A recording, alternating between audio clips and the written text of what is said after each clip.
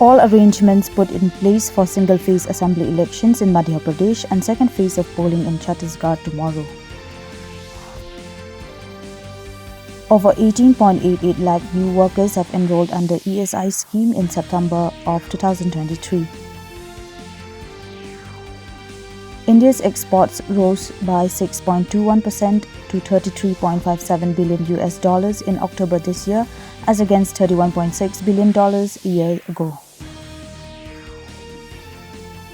Union Minister for Fisheries Purushottam Rupala highlights surge in fish production, announces Global Fisheries Conference India 2023.